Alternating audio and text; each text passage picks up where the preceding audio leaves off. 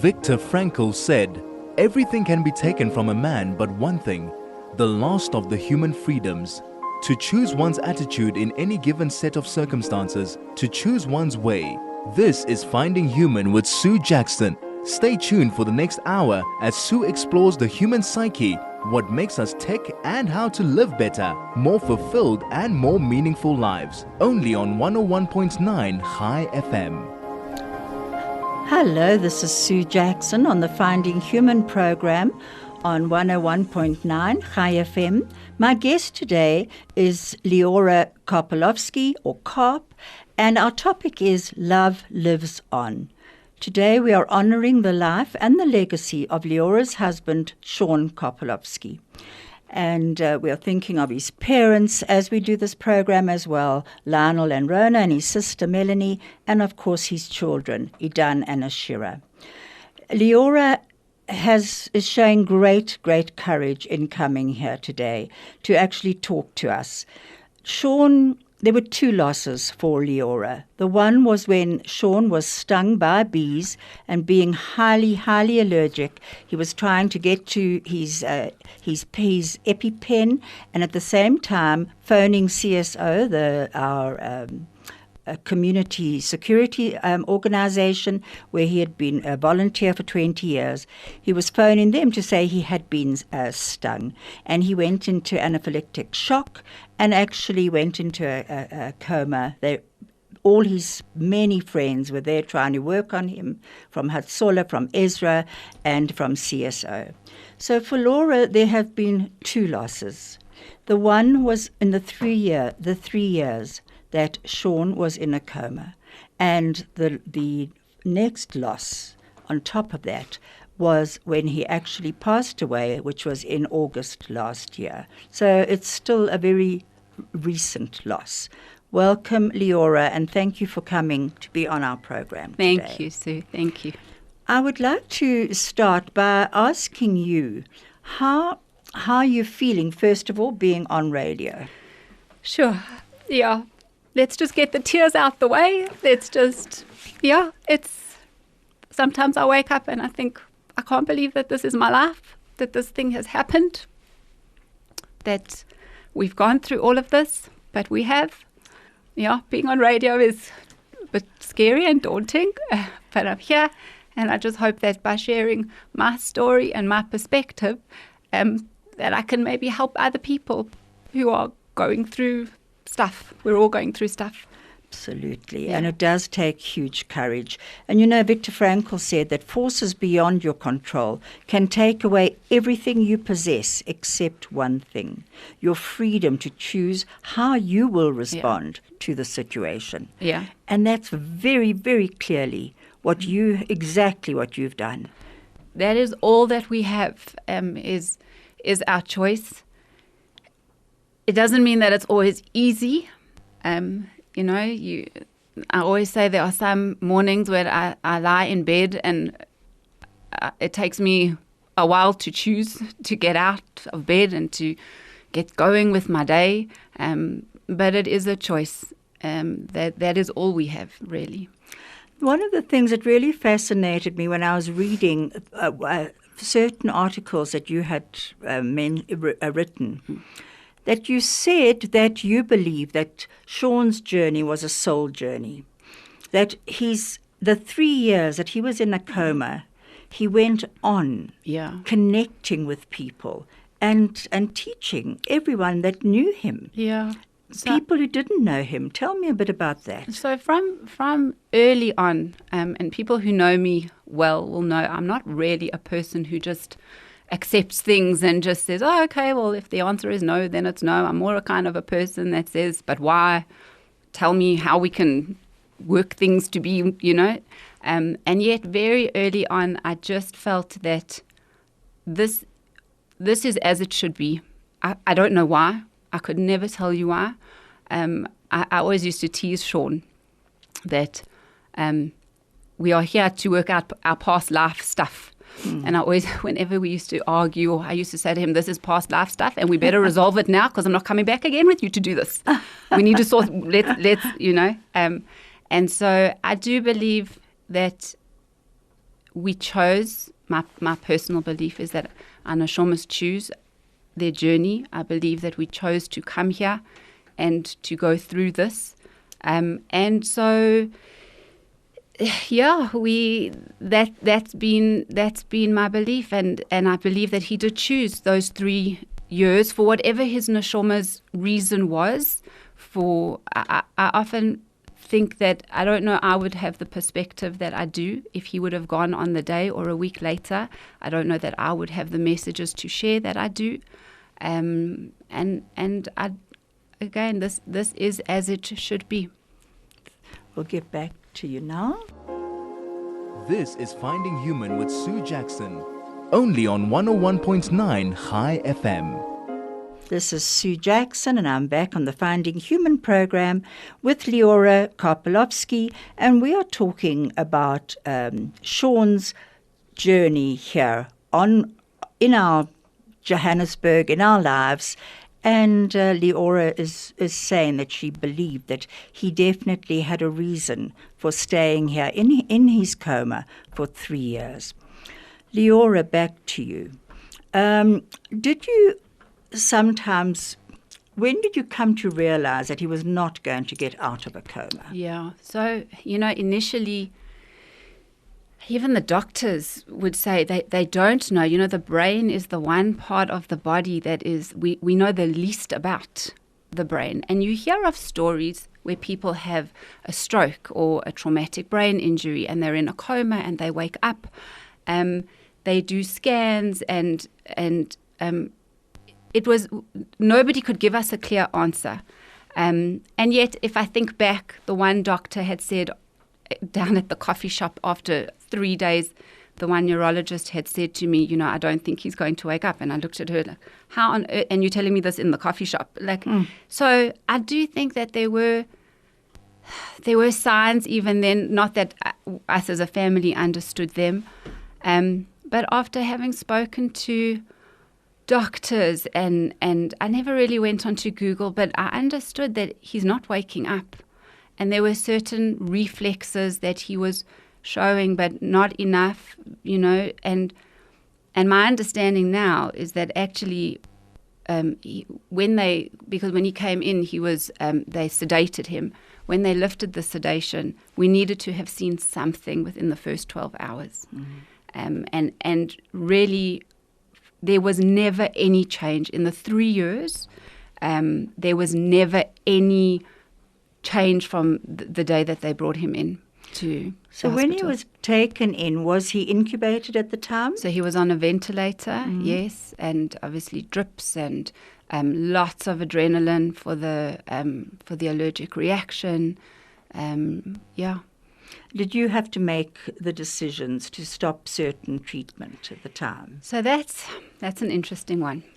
So I don't ever recall there being a discussion with me that Sean is on life support at the moment. If he comes off life support at any point and is able to breathe on his own, then we enter a whole other scenario.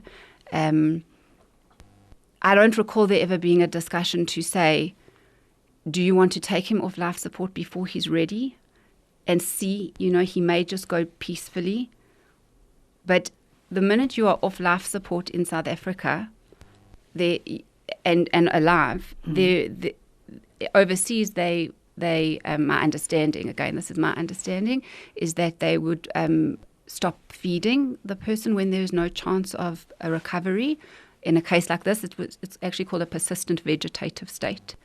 But that is illegal in South Africa. I did not know that when Sean came off the ventilator, that was it. There was nothing else. Sean, in the 2.5 years so that he was at the care facility, there were no drips, there were no catheters, there was no ventilator, there was just a feeding tube, and then you just wait. Yeah. And was his body still strong in that time? That is the thing. He was a young, fit, healthy, active person. His organs were strong. He lost a huge amount of weight. When you say skeletal, Sean used to weigh about 84 kilos, 85. I think after having lost all the weight, if he weighed 40 kilos, it would have been a lot, literally skin and bone. And I know that you did say to me when we spoke on the phone that you had to also make choices about people seeing him. Yeah. What decided you to make those choices? That is such a difficult one. Sean touched so many people's lives and the whole situation, and everybody just wanted to be there to support us. But initially, in the very beginning, I just kept thinking, Sean would not want people to see him like this. You're in ICU, you're ventilated, and so it was really more that when he wakes up, if he finds out that everybody has been traipsing through his room and seeing him like that, he would find that very disconcerting, and it's invasive for him. So that was initially. And then as we understood that he wasn't going to wake up, I just felt, I understood at the time people's hearts were in the right place. There's so little you can do. You just want to almost go there and pour your energy and your love into him. But I think, again, he would not have wanted people to see him like that. It was really about doing what I could to protect his dignity. And also for people, remember him as he was. It was a big responsibility on you to make that decision. It was. I went with what I felt was right, and I'm sorry if I had upset certain people, but really that was where my focus was, is protecting Sean's privacy and his dignity. And which is an amazing thing to do, especially when you then have to do a lot of it on your own, a lot of those decisions. To be honest, I have not at any point felt alone in this journey.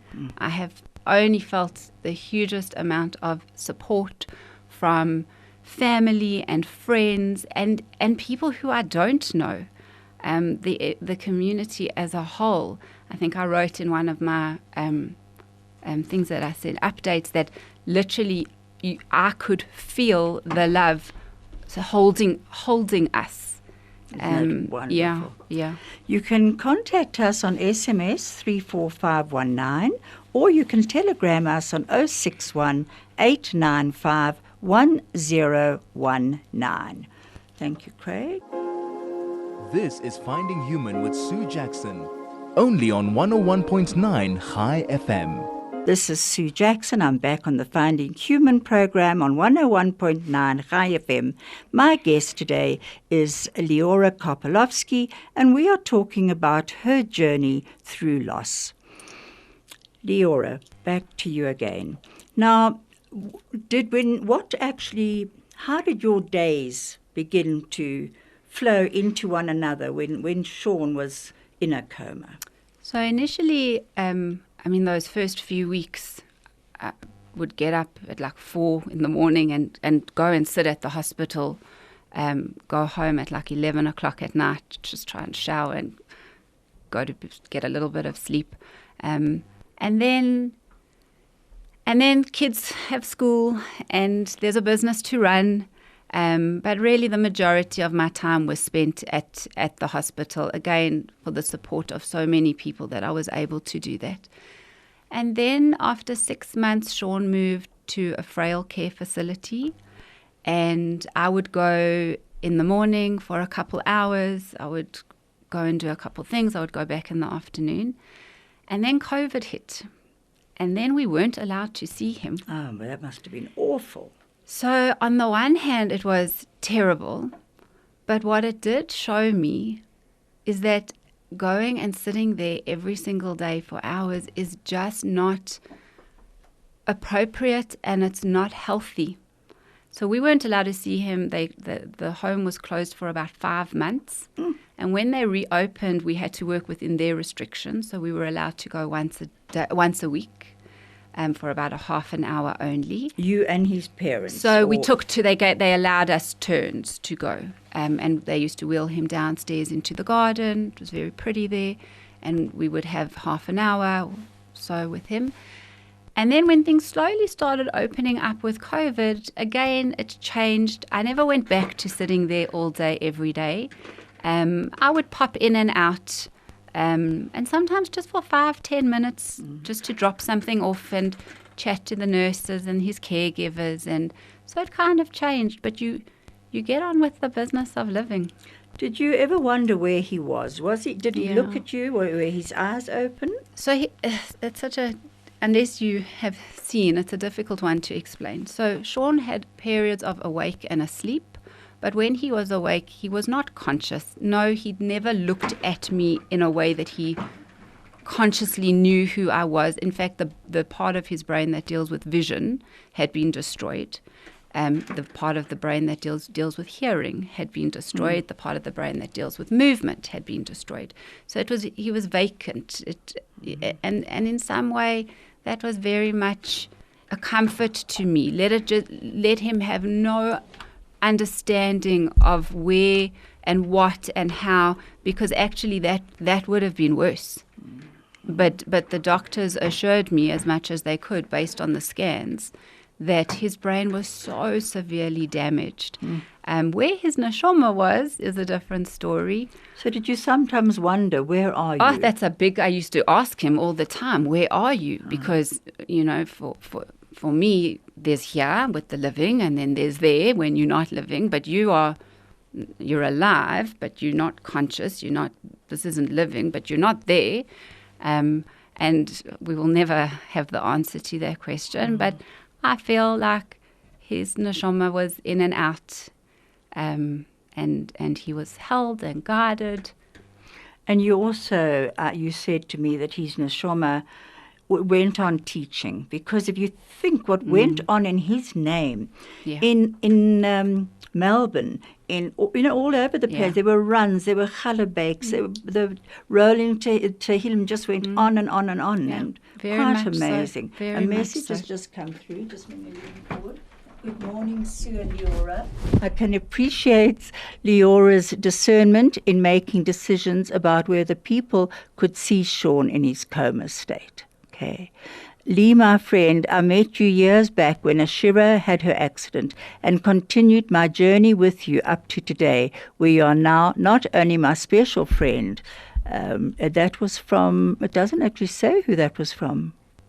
The first one was from Mary Ann. This one is from Anton Lopez. Just hang on a sec. I'm sort of leaning across. No, that's not for me.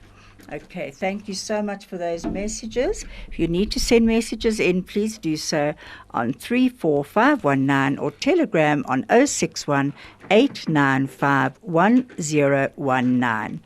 I have a few letters from Sean's friends, but Leora's asked me to read them out right at the end because she said she doesn't want to cry right now.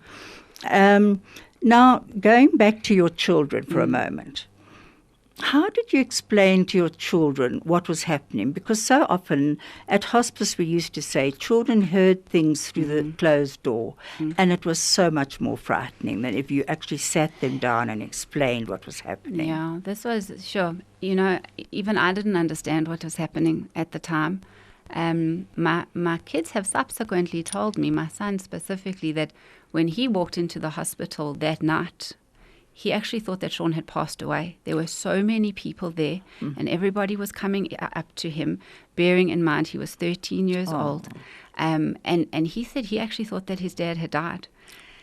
So I took the decision not to let them see Sean initially, with all the ventilator, the tubes, everything. And Sean was so swollen from the allergic reaction.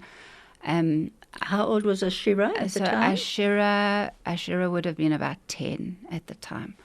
So in hindsight, I don't know that was the right thing.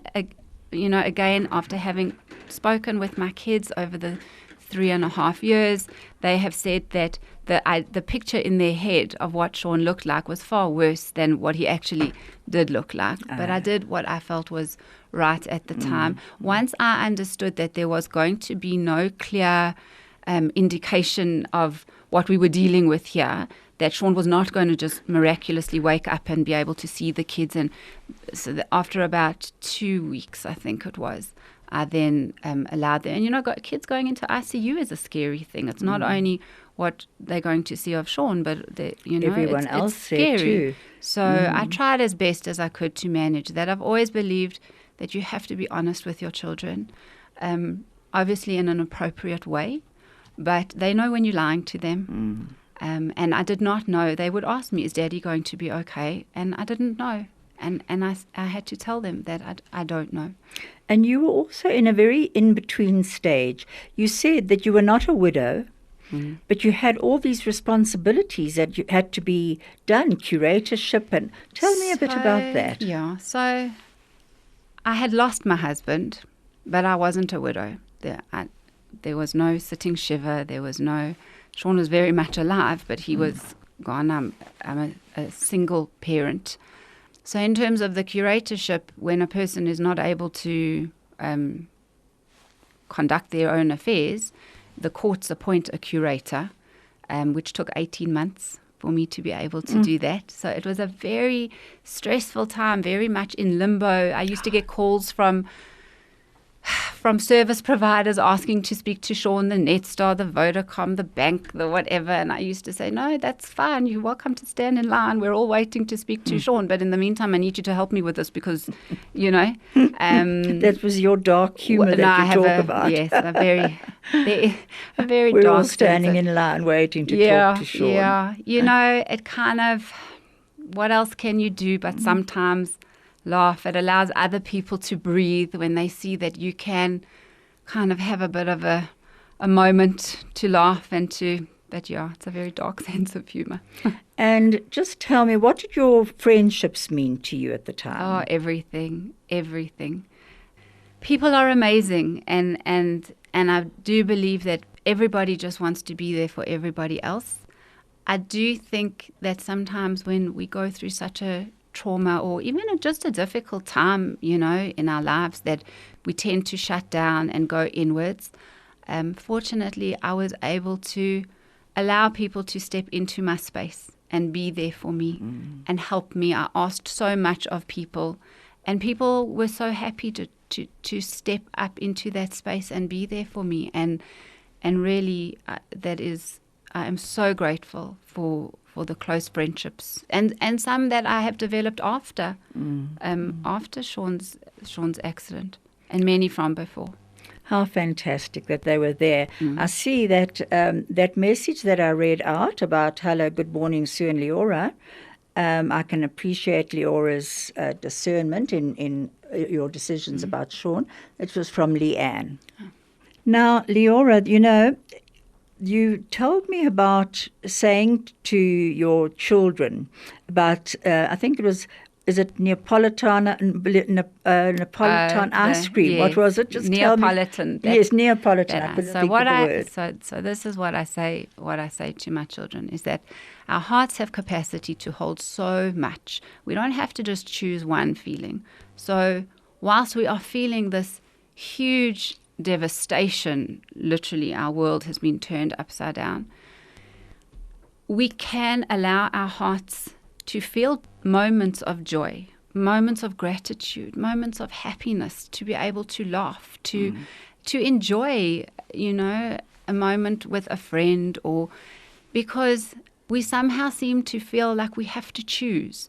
If I've lost my husband and I can in some way feel grateful, does that take away from the devastation of the loss? And I say no, that is not. And it's like that tub of Neapolitan ice cream. Why? You don't have to choose strawberry, vanilla, chocolate. It all comes in one tub. And it's the same with our hearts. Trust that your heart has the capacity to hold even things that are completely opposite to each other.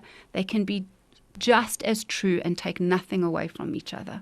I love what you said there.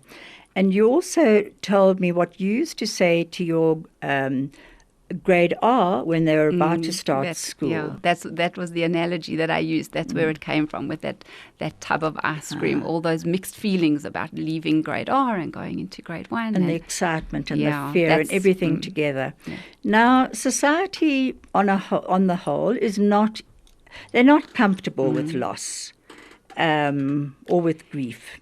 Did you find that? Yeah.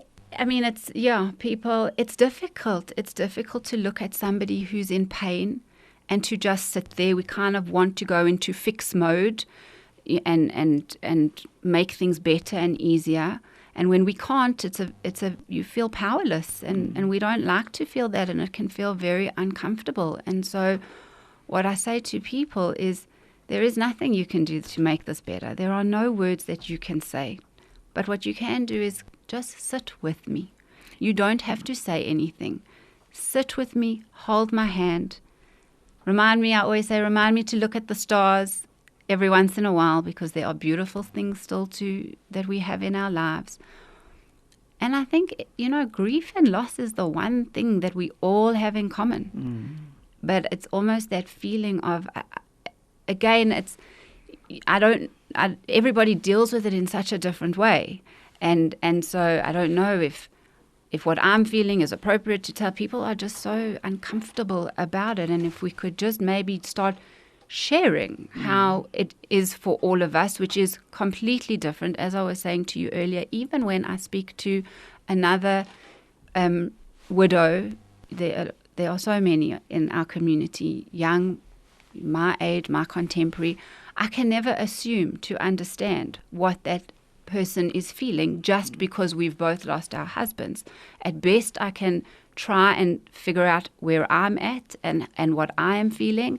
But I can never assume that just because we've been through the same thing, we feel the same. And that's a big one. But if we could just maybe start speaking about it, even say, this is so uncomfortable. I wish I had something to say. I don't.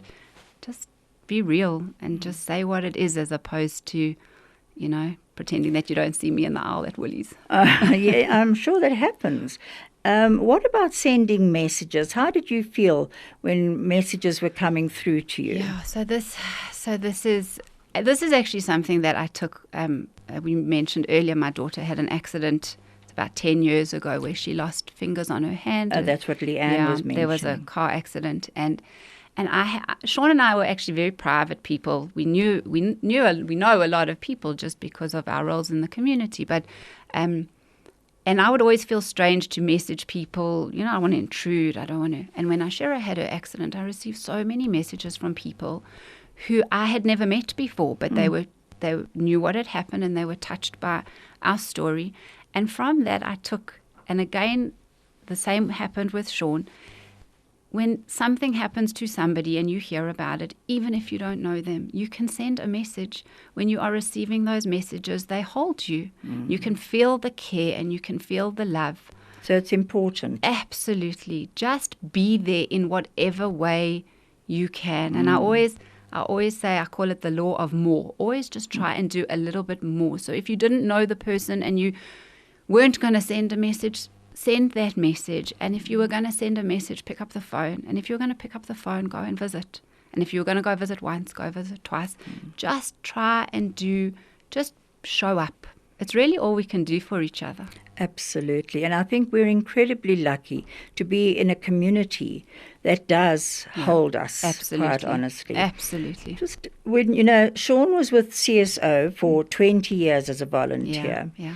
And was that important in your life?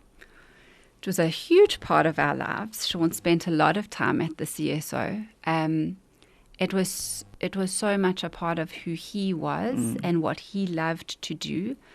And we loved him. I loved him for it. That was the essence of him, wanting to protect and take care of people in our community, and it was a big part of scheduling our lives around Sean's CSO stuff. I'm sure it must have been. But it was a part of him.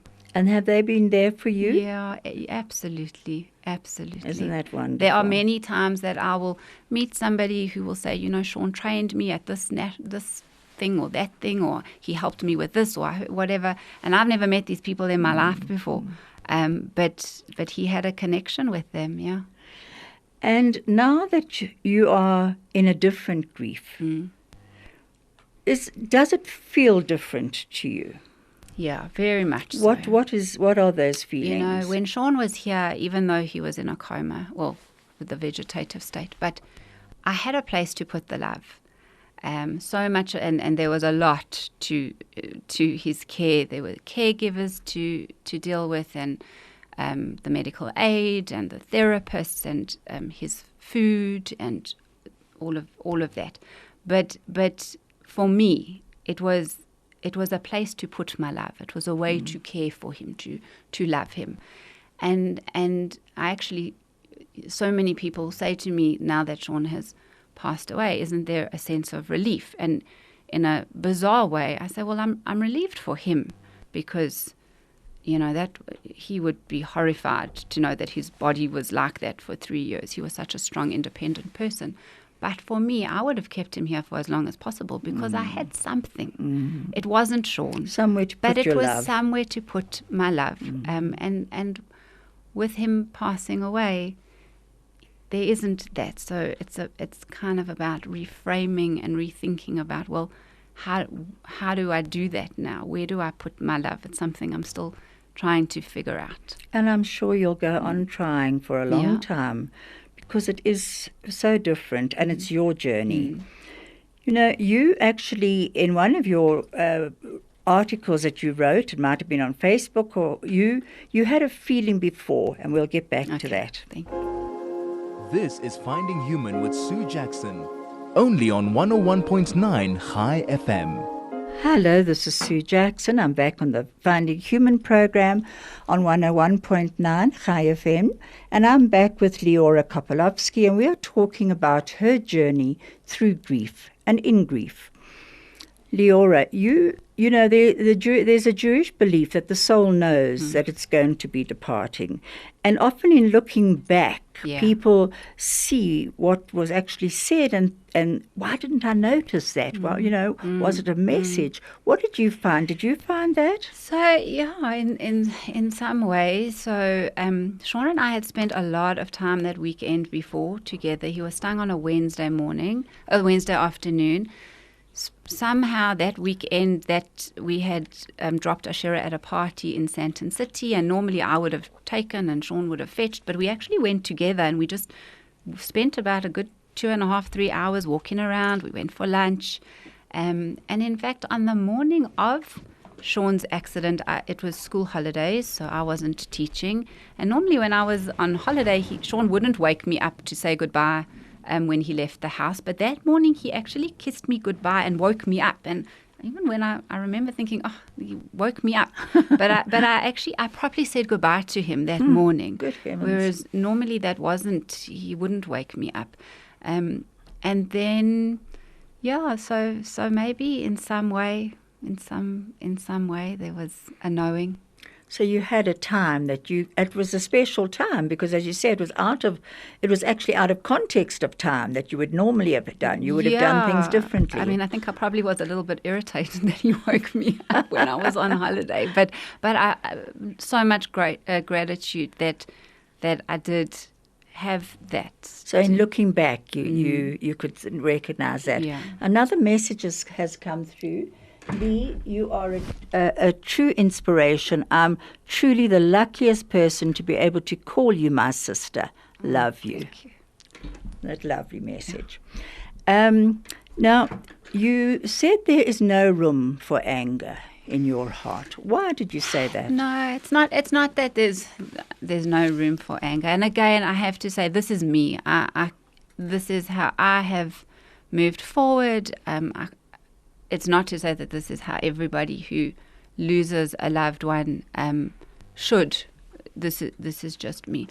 I just feel, again, this is as it should be. Do I have moments of frustration and devastation and huge sorrow that just engulfs me? And definitely. But I ask myself, who am I going to be angry at? I can't be angry at the bees. They were just doing what bees do. I can't be angry at Sean. He didn't know that was going to happen. I feel to be angry at Hashem, that for me, there's never going to be a conversation. I never signed a contract when I came here that said if you do certain things, then certain other things won't happen. So you don't see it as a punishment? So I don't see this as a punishment. I do feel like anger is a very consuming emotion. I think it's quite it's like almost the one at the top of the pile. So we pick that one first. But it fills you in a way that does not allow space for anything else. And so I always say, try and go a little bit deeper. Is it actually anger, or is that just the top of the pile and the easiest one to choose? Maybe find other words to try and describe what you are feeling. Devastation. Again, just this helplessness, whatever those feelings are. But I find that when you do that, it does leave space for feelings of gratitude. I can't ignore the fact that I have so much to be grateful for. Again, it takes nothing away from what we have lost. But it also leaves a space for people to come into your life. Absolutely. Because I often think, anger is a very real emotion, and we're all entitled to anger. But anger, people do sometimes be afraid. They are afraid of anger, and they step out. They prefer often to see tears, strangely enough. So I think for me, my mom once said to me, how do you not feel angry? And it's not to say that I don't ever feel, it's just that I choose not to stay there. And when you go deeper, and as you say, tears, I cry a lot, but I feel that instead of running from those moments, as I was saying to you earlier, that stop, drop, and roll that we all learned about at school with the fires. Yeah, do that again. When would you do that? So, there are times I can be driving and a song comes on the radio, or my mind is just wandering, and you just feel this welling up of emotion. And instead of running from it and picking up the phone to phone someone to distract myself, adding more things on my list of things to do, and letting it chase me for the day, just stop. I try and stop, drop into it, have a cry on the side of the road or in my driveway before I go into the house, or whatever it is, roll around in those feelings, and you will find, I have found for me, that moment comes and it goes, and you actually leave that space feeling a little bit better. There's comfort in it. It's cathartic. So it's almost like a web and flow. Yeah. Allow it. Don't run from it, because it will catch you. Running is exhausting. And those feelings catch up with you. And tell me about relationships. How have you consolidated relationships, like with Sean's family, with your family? Absolutely. There has to be intention behind it. Trauma and traumatic things like this have the ability to rip relationships apart, families, friends, all those kinds of things. I think for me, having a respect for each person's own journey and where they are at has been very important. We are all at different places, and we are all going through this, and each one is just as valid. And thank God we are a close family. To go through something like this is huge. To have to go through it alone, and I'm not looking for more trauma on top of trauma. That's wonderful to hear. Now, Liora, I have a few letters from Sean's friends. Can I read them out to you? Yeah. Okay. Okay. Yeah. The one is from Daryl Oberstein. Our friendship spanned over 3 decades. Sean was a true good friend, a brother. He was authentic. His willingness to step out to provide help and support to others cemented this. His integrity and loyalty added to his wholeness of being. He had a good sense of humor, a playfulness, and loved to sing to many a tune. He enjoyed nature and wildlife, whether through a hiking trail, fishing, or just watching it. I'm grateful for our brotherly bond, the time and growth shared, and incredible memories made. This one is from Mark Resnick. He says, Sean was the true definition of a friend and what it means to be a CSO protector. I've never met anyone who was as selfless as Sean. He was always up to help anyone with anything, no matter how big or small. He was always find a way through any challenge and make his mission happen. Sean's missions were always in line with helping someone else out. He was never wavering in his strong values and morals of supporting his family first, friends and community second. But he didn't put himself last because he loved to give and he loved to live. Nothing was half-hearted with Sean. He was a genuine man who was true to his core. He never got pulled off course with excuses or other people's politics and opinions. He said what he meant and did what he said. Chops, you'll never be forgotten, my brother. Your legacy still influences us every single day. I see that his nickname was that. Chopper. Yeah, Chopper. I'm being told to wrap up, but I just have to finish these other two. Although I knew Sean from the time we were kids going on weekend trips with our families to warm baths together, he and I only really started our friendship at Baytar Camp. Ironically, it was then that he met Lee, and we have pretty much walked the same paths since then. When I think back to the many milestones of our lives, we did it all together. I'm cutting this short because I'm being told to wrap up. He goes on to say, he and I spoke to each other every day. We probably saw one another 5 or 6 times a week. This is Steve Krause. Truth is, I still speak to him, not every day, but certainly most days. And when he said it's usually when I'm running up a hill and he needs the push from Sean, he says, I miss him terribly, but you know that. I think one of the lessons that he learned was to forever park the cars in our driveway facing forward so we don't have to reverse out. That was just one of his lessons. The others were bigger and bolder. And he goes on to say that he was never needed to be the loudest in the room. My friend Sean was the toughest man I knew, and this is how I will remember him forever. Toughest man, physically, mentally, and emotionally. And I was blessed to call him my person. And then this one, which I'm also going to have to cut down, was from Gary Carverberg. So those were from Mark Resnick, Daryl Oberstein and Steve Krause. And this one from Gary. I first met Sean over 30 years ago when mutual friends of ours had us both over. He was quiet and unassuming. We got chatting and shared many common interests. Anyway, he goes on to say, as the high school years came to an end, we remained connected through similar interests of watching Curry Cup and international rugby, drinking beers, and spending time at nightclubs. He goes on about in the 20s and into the 30s, pushing the kids' prams together. As we got older, our lives were interlinked in so many ways. We saw each other most Saturday afternoons. We were founding members of a whiskey club which met monthly, went on regular family holidays and weekends, and every year did a multi-day hike together. I loved how on our hiking trips we'd spend most of the trail walking at the back of the group, chatting endlessly, just enjoying each other's company and silence. I dearly miss so many things about Sean, his quiet way, his naughty laughter, his sense of adventure, and his heavy-handed drink pouring. I cherish the time Sean and I had together and the memories we made. I'm sure he is smiling down on all of us. Liora, I'll give you these letters to take because they are longer. And how blessed are we to still have these beautiful people in our lives who are there for me and Idan and Ashira. What wonderful messages of friendship that lives on. And I'd like to just end with this. A great soul serves everyone all the time. A great soul never dies. It brings us together again and again. Beautiful. Maya Angelou. Thank you. Would you like to say anything to end? Just be real, feel your feelings, and just love your families.